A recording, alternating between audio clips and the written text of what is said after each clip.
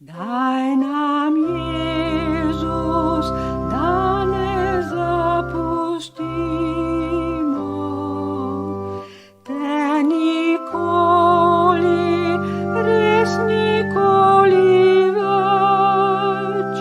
Srčno vdani k tebi glej hitimo, k tebi, Jezus, blaženo nebo.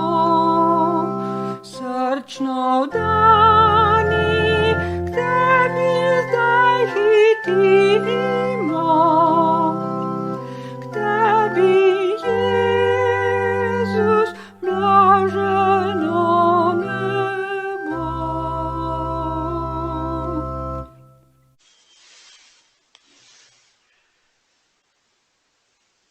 Božja beseda nas danes vabi, da se oziramo k Bogu kot očetu, to že vemo, ampak molitev Oče naš še posebej nas vsak dan na to spominja in da bi ta spomin, pa na to naše oziranje k Bogu res kot k očetu vseh nas bilo čim bolj iskreno, čim bolj globoko zakoreninjeno v naših srcih.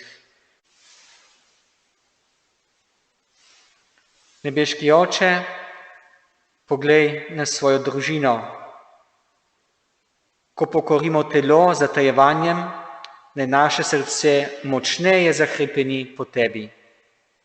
Po našem Gospodu Jezusu Kristusu, Tvojem Sinu, ki s Teboj v občestvu Svetega Duha živi in kraljuje vekomaj.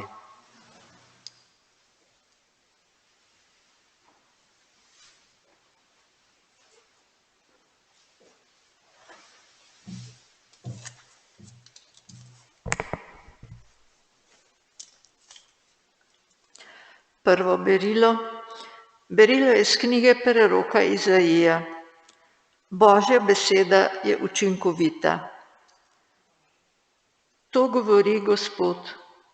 Kakor pride dež in sneg izpod neba in se ne vrača tja, dokler zemlje ne napoji, oplodi in stori, da zbrsti, da sejalcu da seme in kruha uživalcu. Tako je z mojo besedo, ki prihaja iz mojih ust. Ne povrne se k meni brez uspeha, dokler ne opravi, kar sem hotel, in izpolni, za kar sem jo poslal. To je Božja beseda. Odpev. Gospod me je rešil iz moje stiske. Poveličujte z menoj Gospoda in skupno slavimo njegovo ime. Iskal sem Gospoda in me je uslišal, ter me otel vseh mojih strahov. Gospod me je rešil iz moje stiske. Glejte nanj, da se razveselite in da ne zardijo vaši obrazi. Glej, ubožec je klical in Gospod je slišal, iz njegove stiske ga je rešil. Gospod me je rešil iz moje stiske. Gospodove oči pazijo na pravične in njegova ušesa na njihove klice. Gospodov obraz je proti njim, ki delajo hudo, da zbriše z zemlje njihov spomin. Gospod me je rešil iz moje stiske. Ko pravični kličejo, jih Gospod uslišuje in jih rešuje iz vseh njihovih stisk. Blizu je Gospod njim, ki so potrtega srca in v duhu skrušenim pomaga.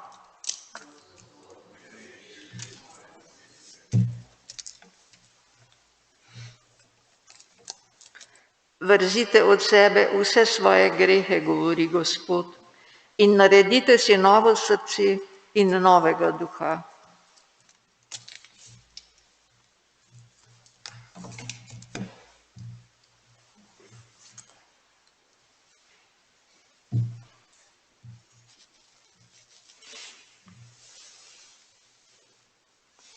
Gospod z vami. Iz Svetega Evangelija po Mateju.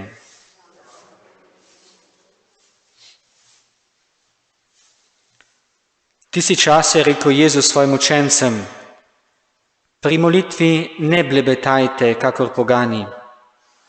Mislijo namreč, da bodo uslišani zaradi svojih mnogih besed. Ne postanite jim podobni.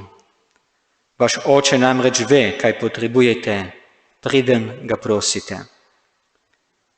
Takole torej molite, Oče naš, ki si v nebesih, posvečeno bodi tvoje ime, pridi tvoje kraljestvo, zgodi se tvoja volja, kakor v nebesih, tako na zemlji. Daj nam danes naš vsakdanji kruh in odpusti nam naše dolge, kakor tudi mi odpuščamo svojim dolžnikom.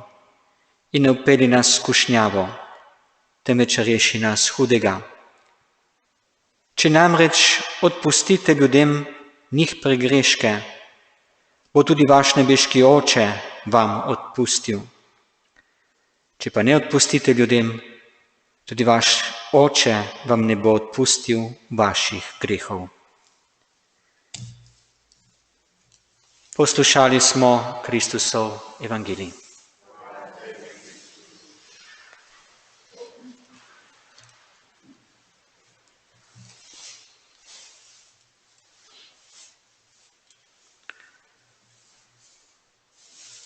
Torej, lep odlomek, tudi zelo primeren za postni čas, čas zbranosti, pokore, ampak zbranosti bolj v Gospodu in tudi gotovo čas molitve, bolj intenzivne ali večjega prizadevanja v tem smislu molitve, našega obračanja k Gospodu, še posebej kot pripravo na veliko noč. Veliko govorimo o molitvi, duhovniki sploh, pa obstajajo tudi tečaje molitve, kako moliti, tudi učenje pa v tem smislu. In zanimivo, potrebno, mi to potrebujemo. Vendar Jezus je imel to javno 3-letno delovanje tako intenzivno, da ni imel veliko časa za tečaje molitve, če tako rečemo, ki so vredni, so zelo pomembni za nas sploh, za našo pot. Ni imel časa, ampak je pa hodil po sveti deželi, po Palestini, po Galileji in Judeji in oznanjal Božje kraljestvo gotovo z besedo in tudi pokazal, kaj je to Božje kraljestvo. Pokazal je, kaj pomeni Oče naš, ki si v nebesih. In pokazal je tudi, kaj pomeni, naj bo tvoja volja, naj se zgodi tvoja volja. In je pokazal, kaj pomeni vsakdanji kruh in še posebej kot evangelij podčrta odpuščanje. Odpuščanje bližnjim. To je pokazal. Zakaj? Zato, ker če ne Božja beseda v zraku. In Izaija lepo pove v prvem berilu, Božja beseda pride na zemljo in se ne vrne gor, dokler ne naredi. To, za kar je prišla, tega, za kar je prišla, je učinkovita, resnična. Naredi, učinkuje odrešujoče v našem življenju. Sama molitev je zelo lepa, bi lahko in zelo bogata. Kar nam je zapustil Jezus, je bistvo. Bi lahko, so knjige napisane, duhovne, izredno lepe, od vrstice do vrstice. Vsako vrstico Oče naša razlaga in cela knjiga. Pride ven, tako globoka je ta molitev. Evangelij izpostavlja odpuščanje, smo rekli, to je odnos do bližnjega, drugi del evangelija in prvi odnos do Boga. In Boga kot očeta. Nič novega, vemo, da je Bog oče. Ampak ni tako enostavno se obračati na Boga očeta, ko stvari so težke, ko ne gredo, kot bi morali iti. V sivini vsakdana, če tako rečemo. Ni enostavno.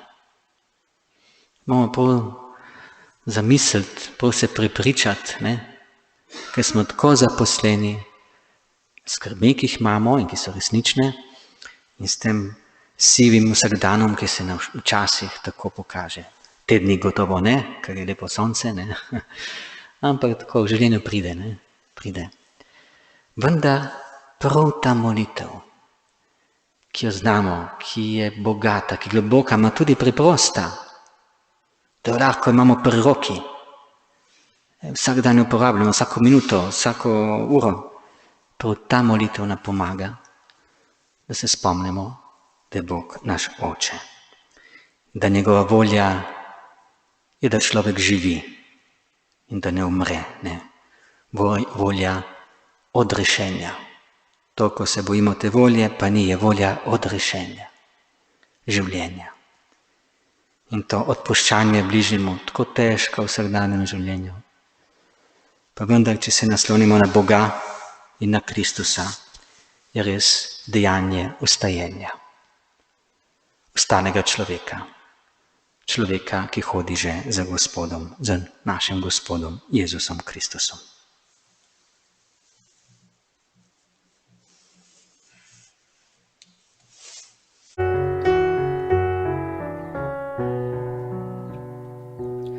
Udarci kladiva in bičev so kot zvonovi v stolplih linah, na vse strani sveta zvonijo in zvesta srca vabijo pod križ.